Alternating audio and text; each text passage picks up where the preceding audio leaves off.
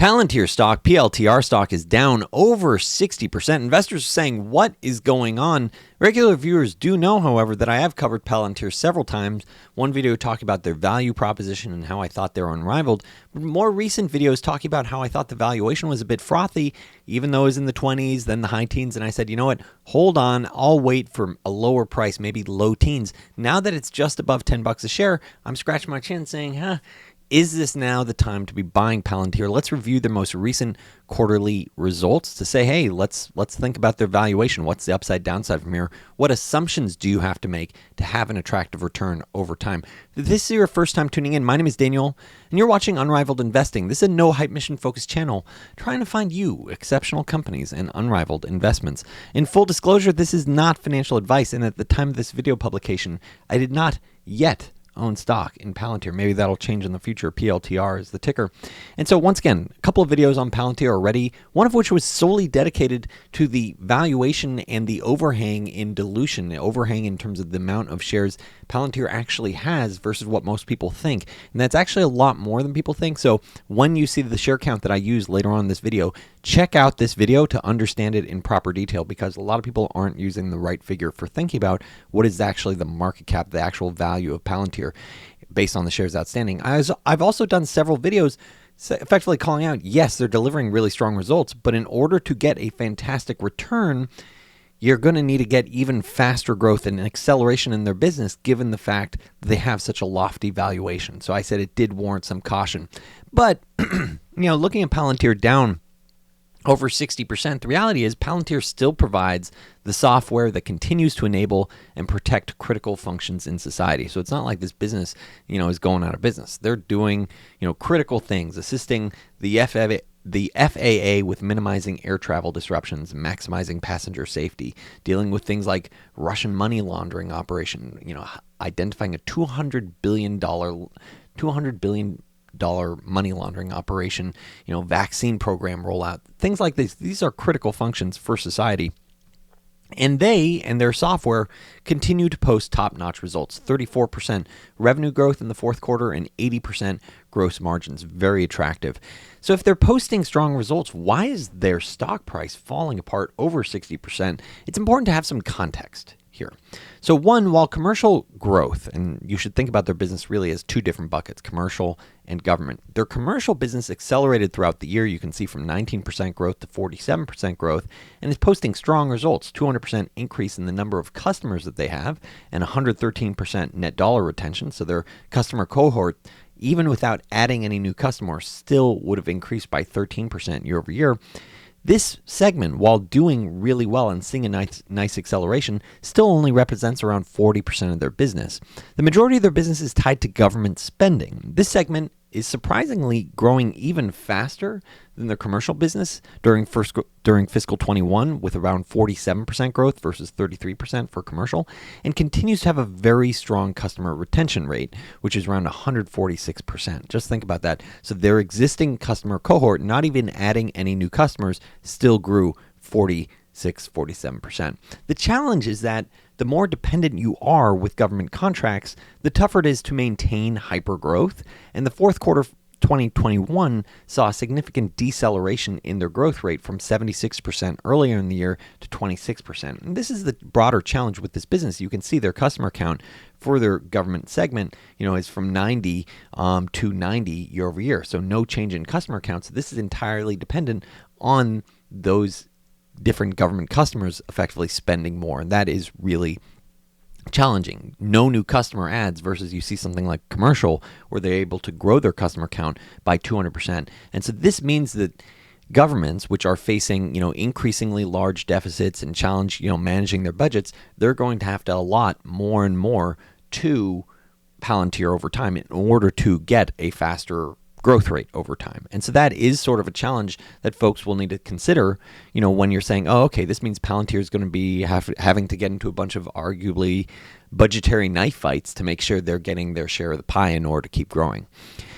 Arguably, another key component of why the stock sold off fairly recently is their outlook for 2022, it is slightly weaker than Wall Street expected, as they're guiding to slightly under 30% growth for the first quarter 2022, which is also below management's long-term revenue growth rate of 30% plus through 2025. So this does, 443 is just shy of 30%. So it does get investors sort of concerned like, hey, that means you're going to have to reaccelerate this business, or at least keep it at that rate in the quarters ahead. So that is something just to be mindful of. Okay, so what about the valuation now that the stock's down so much, down over 60%, and it is at that very low teens, which is where I was interested in reviewing. First, a quick plug, where if you're interested in joining a community of fellow investors looking to learn and find exceptional companies for both good and bad times, we have an exclusive community on Discord. You can sign up at unrivaledinvesting.com, click join the journey. I also call out potential multi-baggers and share my own personal portfolio for those interested. Once again, that's unrivaledinvesting.com, click join the journey. And if you enjoy videos like this, please make a point of hitting that thumbs up, hit that subscribe button. So thinking about valuation, let's dive a little bit deeper in terms of sizing up the situation. So management continues to profile this ridiculous adjusted free cash flow margin metric, saying, hey, we have tremendous free cash flow, which the reality is it's only positive because of significant stock-based compensation slash dilution. And so they're like, oh, look how fast we're growing, and look at our free cash flow, and it's just so much better than most of the other cohorts out there. And I'm like, I don't like using a metric where it's adding back such a huge amount of stock-based compensation, every year. But I am very glad to see management talking about getting to GAAP profitability, getting to real profitability over time.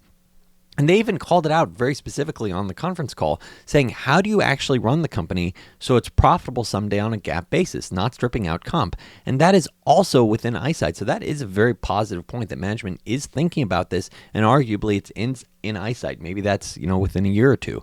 Maybe. We'll see. Currently they're significantly unprofitable on a GAAP basis. And those are our goals for Palantir, because same reason we have no debt, same reason we have $2.3 billion on our balance sheet. This is a company built for bad times. Bad times mean strong finances internally, and that means at some point you have to be GAAP profitable. This gets to a point that actually really gets me very interested in Palantir. I have another company that I sort of think like that for my own personal portfolio, but I'd consider for Palantir as well, which is that if there were ever, let's say, a devastating cyber attack on a Western government, maybe the U.S., and debilitating type attack, who would get? It would be terrible, and I pray something like that never happens. If something like that does happen, though, who would get that $10 billion contract when the dust settles? And I'd argue it would be a company like Palantir and some of the others that I've called out exclusively to Journey, Unrivaled Investing Journey subscribers, and so. I'm looking at this and saying there is that sort of anti-fragile aspect to Palantir that does, get me interested, in that it does have this sort of insurance optionality to it, in that, as management calls out, they are a company made for bad times. So if stressors happen, they should be there to benefit from it, or to capitalize on the opportunity that creates. And it's not like taking advantage, I'd argue. It's saying, hey, there's a reason why this hack went through. There's a reason why the system's failing. You need better systems, and that's ideally what Palantir would step in to fix and provide. So looking at the current valuation, now that it's just above $10 a share, I did a prior video thinking about their share count, so check out that video. So still around $26 billion valuation. So I'm looking at this. Palantir likely has an unrivaled product, discussed once again in prior videos, and a long runway for future growth. It also has some of the key features that are not currently favored in this market, and that's arguably part of the reason why, in addition to the factors I already mentioned, like sort of having weak first quarter 2022 guidance and a slowdown in their government business, which is the unfavorable factors right now is that unprofitable business and a lofty valuation. Yes, the valuation is down significantly in the last few months, but it still is 12 to 13 times forward sales. This is not, I'd argue, cheap by any metric. So while I'm assuming future profitability of around 30% profit margins and around 30% growth in the years ahead, once again, that's around, the 30% growth is around what management has penciled out. depending on the end valuation, what sort of end profit multiple you want to assume 5 years out, it gets to around break even to, let's say, over 100% upside over the next 5 years. Of course, once again, this is a hypothetical framework. Palantir Stock can go significantly above and below what I'm penciling out. A lot depends on their execution. Can they actually deliver these growth rates? Can they actually deliver profitability? And sentiment. What's the market, assign a company like this?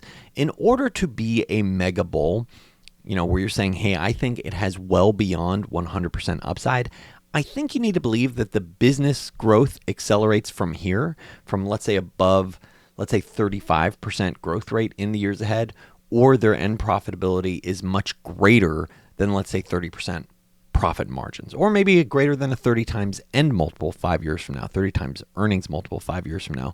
I would say there's a lot of folks, on YouTube that like to say, Palantir to the moon, I'm all in, I'm making these big purchases, and the stock's down 60%.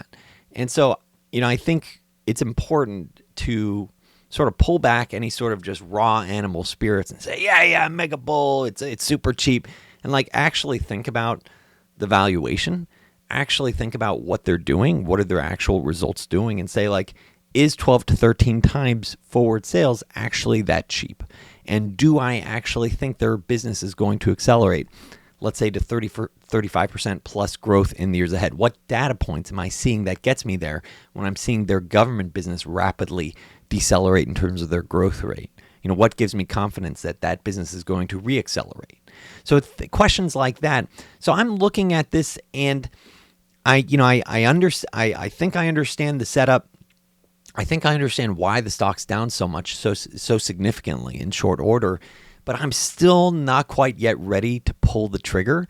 And so I'd love to hear your thoughts. We do have an exclusive channel dedicated to Palantir at the Unrivaled Investing Journey Discord server. So if you're interested in joining that, you could, participate in the conversation there. But if you have some thoughts that you want to post below this YouTube channel, effectively why you think this business can, let's say, reaccelerate their revenue growth in the years ahead to, let's say, 35 to 40%. And I think at that growth rate, you're probably looking at a better return than potentially 100% upside.